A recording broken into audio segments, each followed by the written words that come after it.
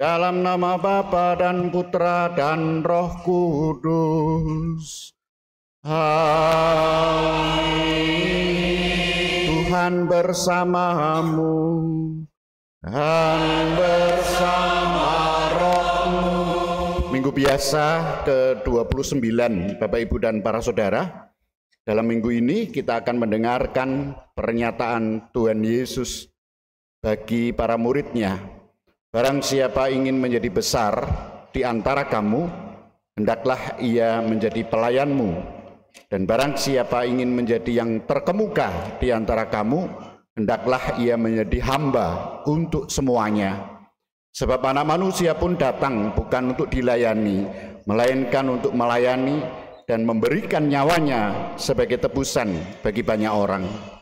Apa yang ditegaskan oleh Tuhan Yesus ini sudah dinubuatkan dalam bacaan pertama oleh Nabi Yesaya sebagai hamba Allah.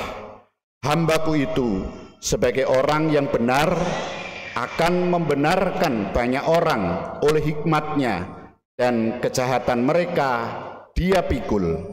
Sedangkan dalam bacaan kedua, surat kepada umat Ibrani semakin memperdalam hal itu. Saudara-saudara, sekarang kita mempunyai seorang imam agung yang telah melintasi semua langit, yaitu Yesus Anak Allah.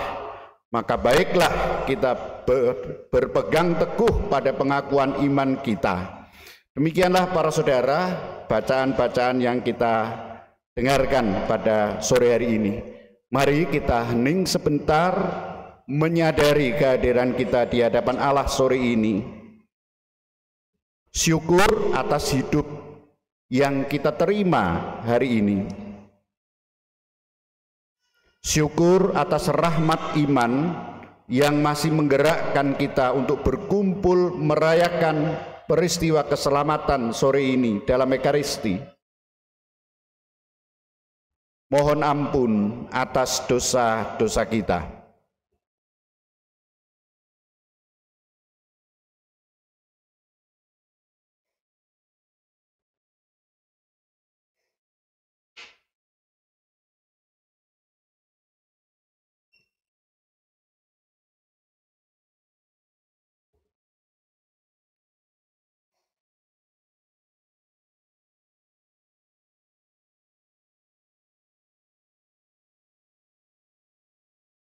Dengan tulus dan jujur kita nyatakan tobat kita.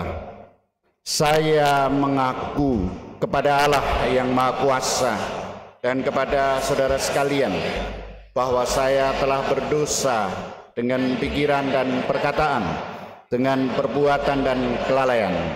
Saya berdosa, saya sungguh berdosa. Oleh sebab itu saya mohon kepada Santa Perawan Maria, kepada para malaikat dan orang kudus, dan kepada saudara sekalian, supaya mendoakan saya pada Allah Tuhan kita. Semoga Allah yang Maha Kuasa mengasihani kita, mengampuni dosa kita, dan mengantar kita ke hidup yang kekal. Amin.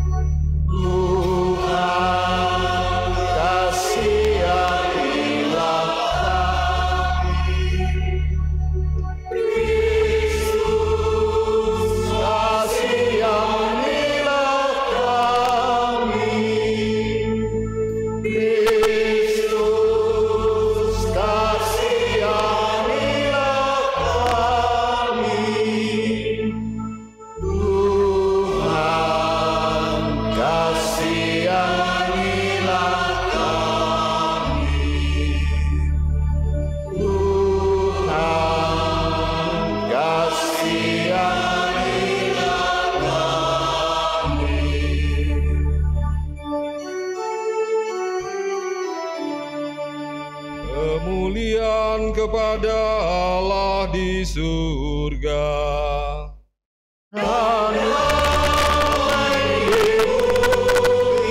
Kepada orang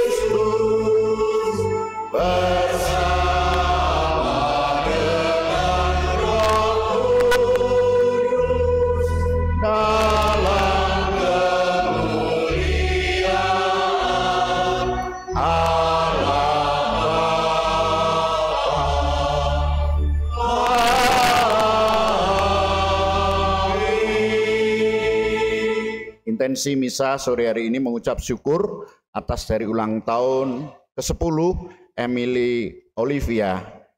Mengucap syukur atas hari ulang tahun pernikahan Pasutri Dika dan Sika yang ke-11 dan juga Pasutri Andre Widarto dan Inge Iskandar yang ke-21. Mohon berkat agar lancar menghadapi ujian serta mohon keselamatan jiwa yang kekal untuk Jami Gunawan dan Leonardus Sriyadi. Marilah berdoa.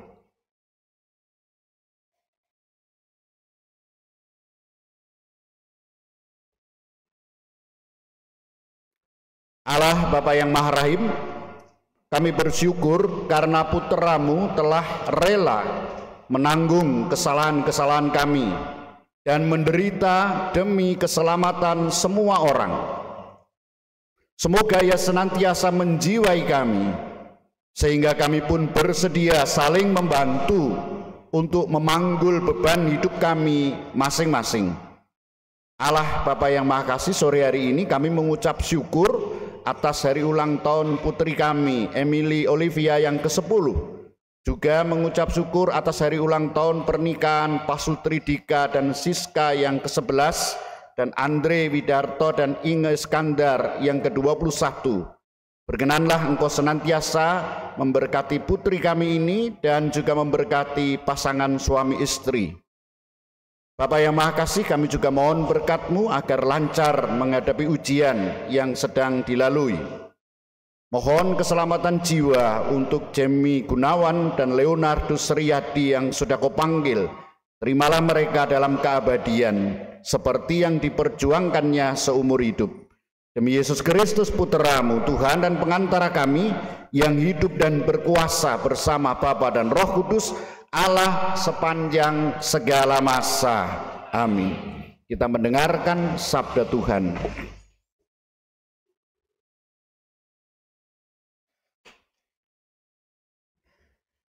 Bacaan dari kitab Yesaya. Tuhan berkehendak meremukkan hamba-Nya dengan kesakitan.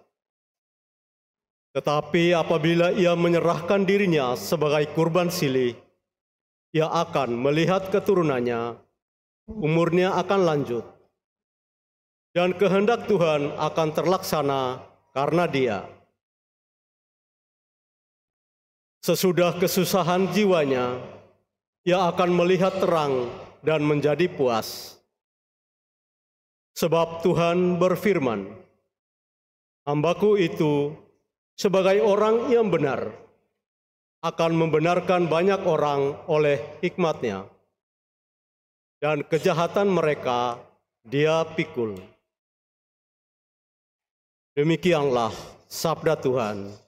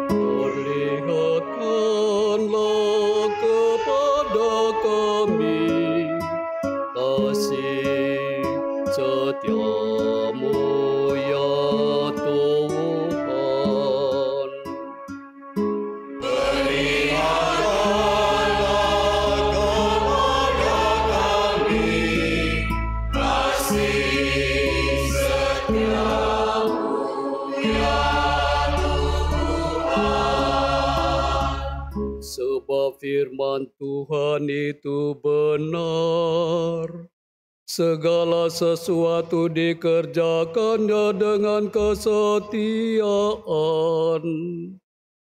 Ia senang kepada keadilan dan hukum. Bumi penuh dengan kasih setia-Nya.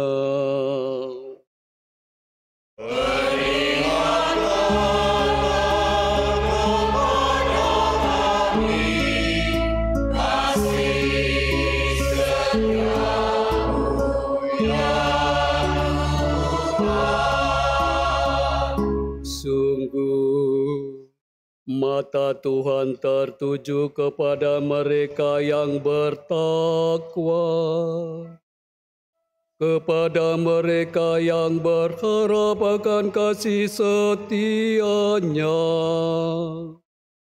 Ia hendak melepaskan jiwa mereka dari maut dan memelihara hidup mereka pada masa kelaparan. Berikanlah kepada kami kasih setia-Mu ya Tuhan. Jiwa kita menantikan Tuhan. Dialah penolong kita dan perisai kita. Kasih setia-Mu, ya Tuhan, kiranya menyertai kami, seperti kami berharap kepada-Mu.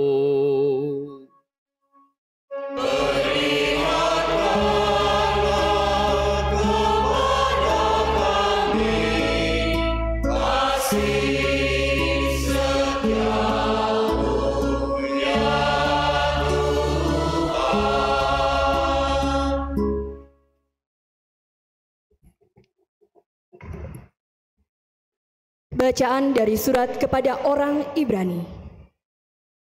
Saudara-saudara, Kita sekarang mempunyai Imam Agung yang telah melintasi semua langit, yaitu Yesus, Anak Allah. Maka baiklah kita teguh berpegang pada pengakuan iman kita. Sebab Imam Agung yang kita punya bukanlah Imam Agung yang tidak dapat turut merasakan kelemahan-kelemahan kita. Sebaliknya, Ia sama dengan kita. Ia telah dicobai, hanya saja tidak berbuat dosa. Sebab itu, marilah kita menghampiri tahta kerahiman Allah dengan penuh keberanian, supaya kita menerima rahmat dan menemukan kasih karunia untuk mendapat pertolongan pada waktunya. Demikianlah sabda Tuhan.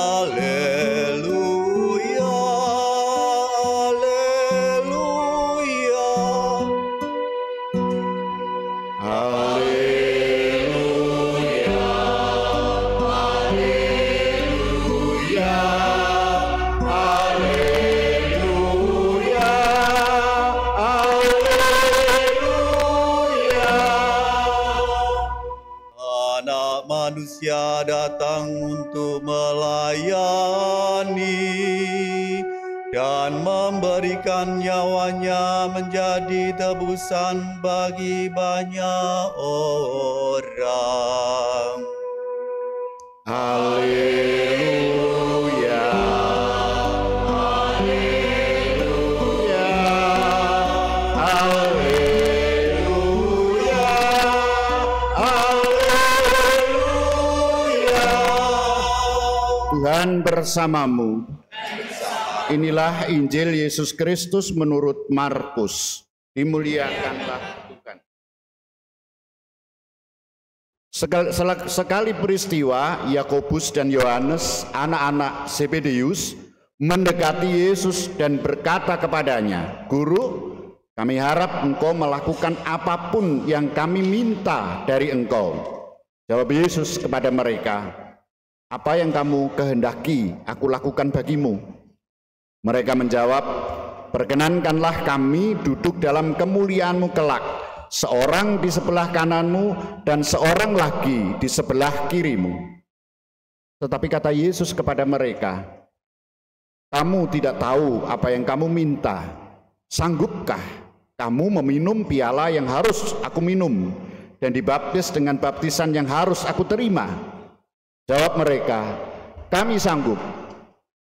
Yesus lalu berkata kepada mereka, "Memang kamu akan meminum piala yang harus aku minum dan akan dibaptis dengan baptisan yang harus aku terima. Tetapi hal duduk di sebelah kananku atau di sebelah kiriku, aku tidak berhak memberikannya. Itu akan diberikan kepada orang-orang yang baginya hal itu telah disediakan." Mendengar hal itu, ke-10 murid yang lain menjadi marah kepada Yakobus dan Yohanes. Lalu Yesus memanggil mereka dan berkata, "Kamu tahu bahwa mereka yang diakui sebagai pemerintah bangsa-bangsa bertindak sebagai tuan atas rakyatnya, dan para pembesarnya bertindak sewenang-wenang atas mereka. Tetapi jangan demikianlah di antara kamu. Siapa saja yang ingin menjadi besar di antara kamu, hendaklah ia menjadi pelayanmu, dan siapa saja yang ingin menjadi yang pertama di antara kamu, hendaklah ia menjadi hamba untuk semuanya. Karena Putra Manusia pun datang bukan untuk dilayani, melainkan untuk melayani dan untuk memberikan nyawanya menjadi tebusan bagi banyak orang." Demikianlah Injil Tuhan. Terpujilah Kristus.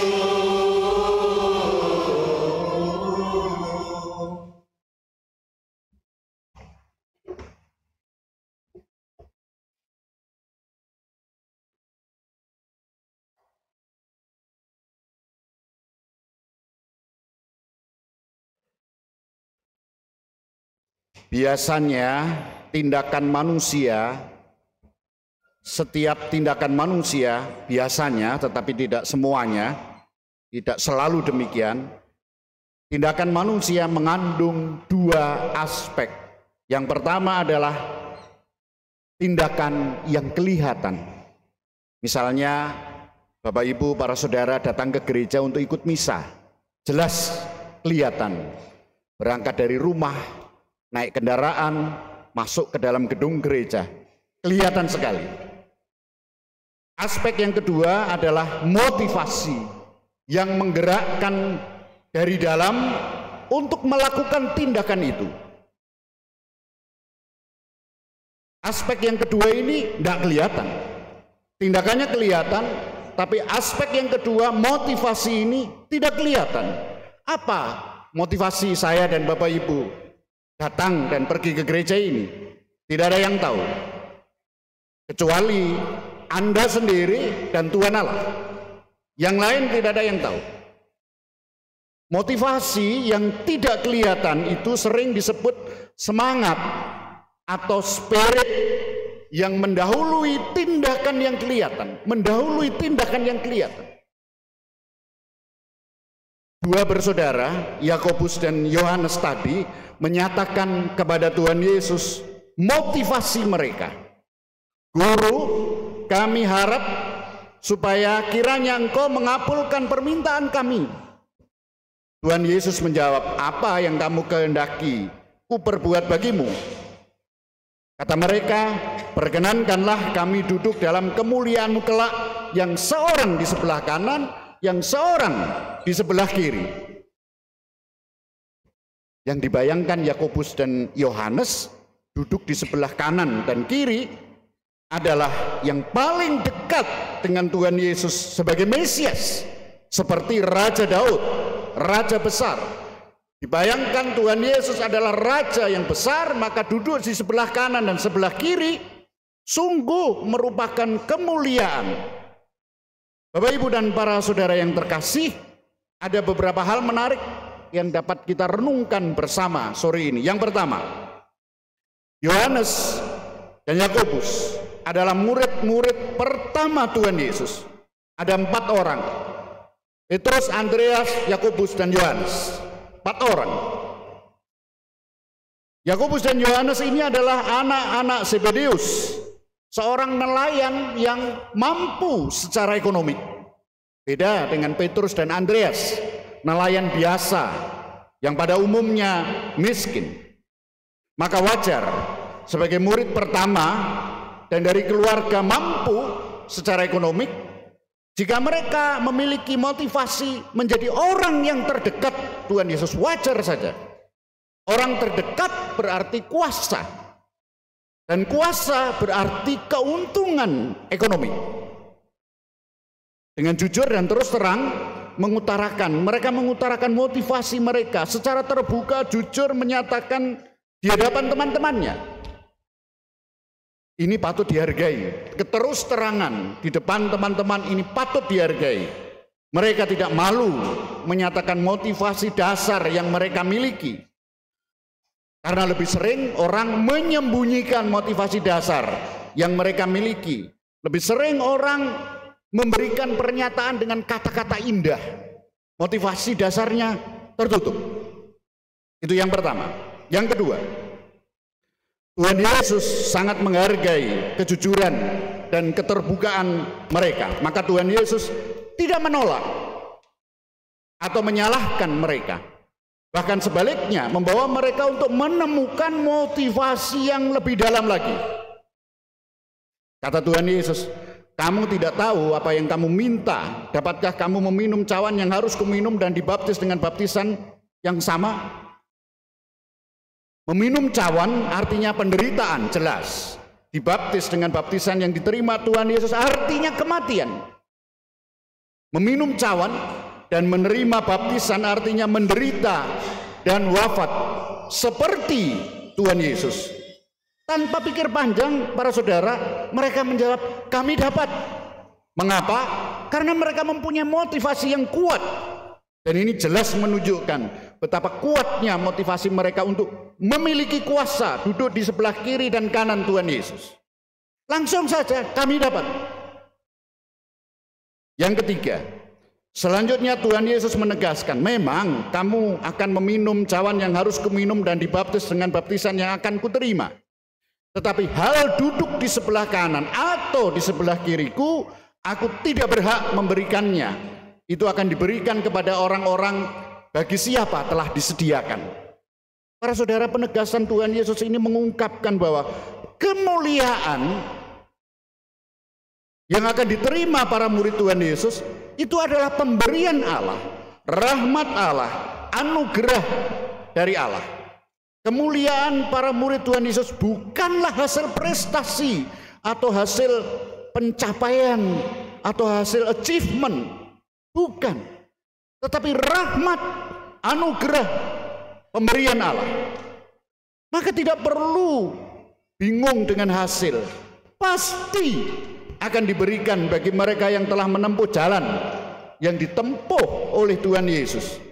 Maka bagi murid Tuhan Yesus tidak relevan bertanya, aku dapat apa mengikuti Tuhan Yesus?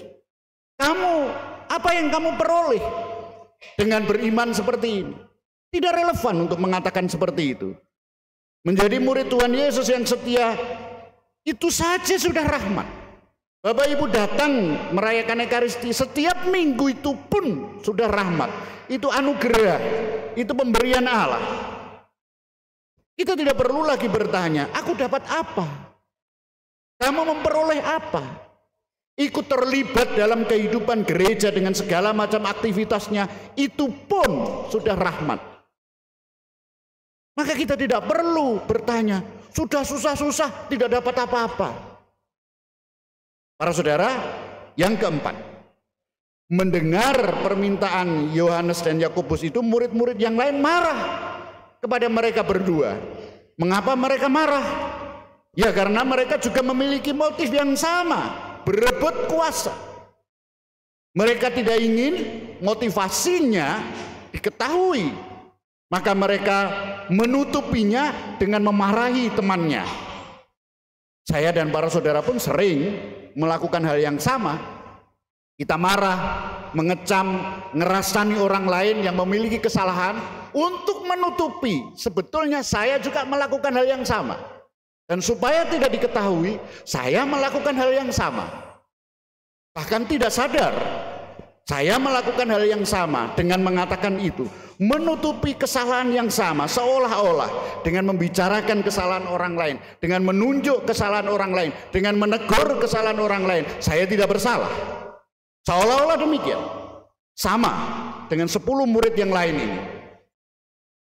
Yang kelima, lebih lanjut Tuhan Yesus memperdalam motivasi mereka.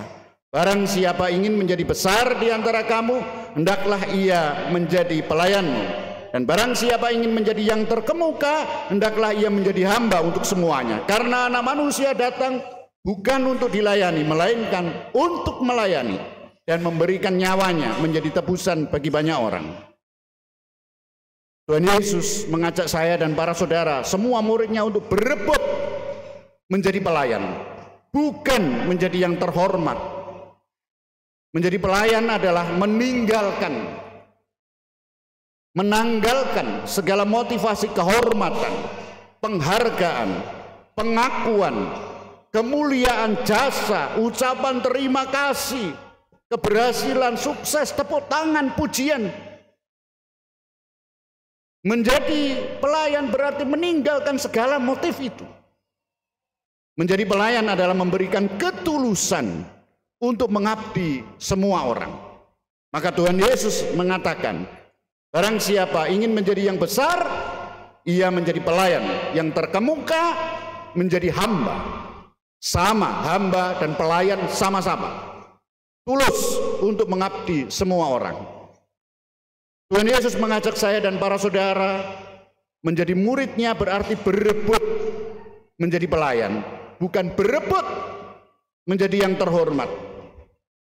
Menjadi pelayan meninggalkan motivasi akan kehormatan, penghargaan, kemuliaan, jasa, imbalan, ucapan terima kasih, dan semuanya serupa itu.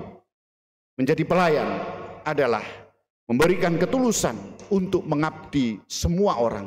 Dan inilah jalan kemuliaan murid Tuhan Yesus. Berkat Allah senantiasa menyertai kita semua. Amin. Kita hening sebentar para saudara, kita kembali kepada diri kita masing-masing. Kalaupun kita sebagai seorang suami, sebagai seorang istri, sebagai orang tua, anak-anak, masihkah kita juga mencari kehormatan, kemuliaan, penghargaan, ucapan terima kasih dalam berbagai macam bentuknya di tengah keluarga kita? Kecewa, tersinggung jika tidak ada itu.